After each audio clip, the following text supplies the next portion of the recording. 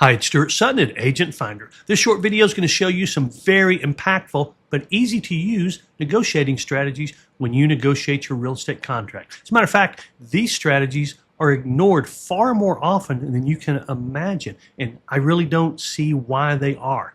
Once you understand what I'm saying and what I'm proposing, I think you'll agree with me. Take a look.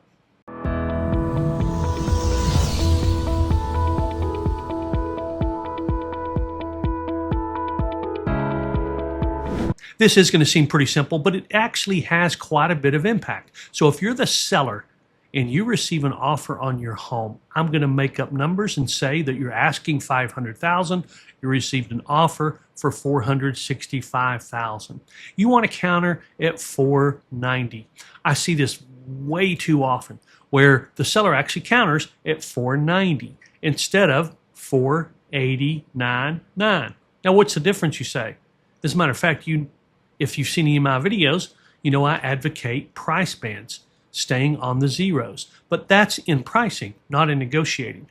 It seems really simple and trite, but if you counter at $489,900 instead of $490,000, the buyer feels like that's below $490,000. There's just this simple little psychological aspect to that. So if they say, okay, well, why don't we come up to $475,000? And you're thinking, all right, I'll go $480,000.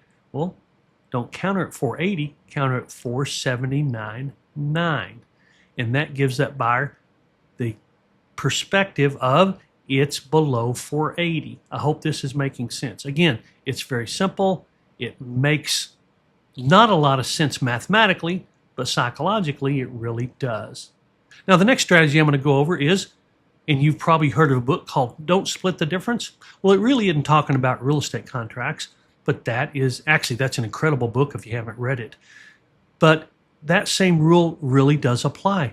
Don't split the difference unless you really know what you're doing and understand that that's where you want to go. It depends on the market situation, depends on your personal situation, but in a normal negotiating scenario, let's use that same thing. Let's say you're asking $500,000. Let's say the buyer offers you $480,000. Well, halfway would be $490,000. You could counter it $489,900. But what will the buyer do at that time?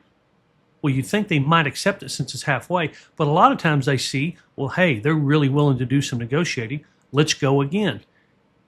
And they'll split it again. So now you're way past the halfway point.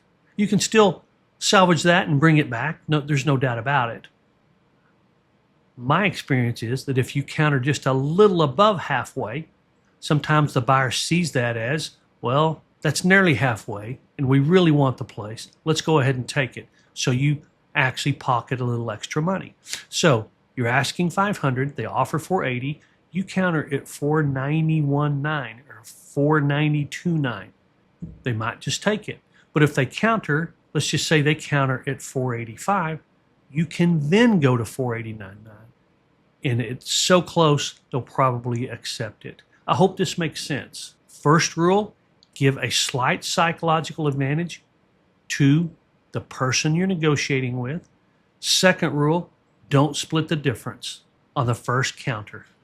Again, they'll seem very simplistic, but they're both very impactful when it comes to a negotiating situation. I hope that makes sense. Now, I did throw another video up here. This is the one about pricing, and it's why you should price on the zeros, not at $599,900 or $899,900. Why should you price on the zeros? Well, this video is going to show you that. Thanks for watching. If you like this video, go ahead and click the like button. If you'd like to see more, subscribe, and remember, it's your choice, so make it a powerful day.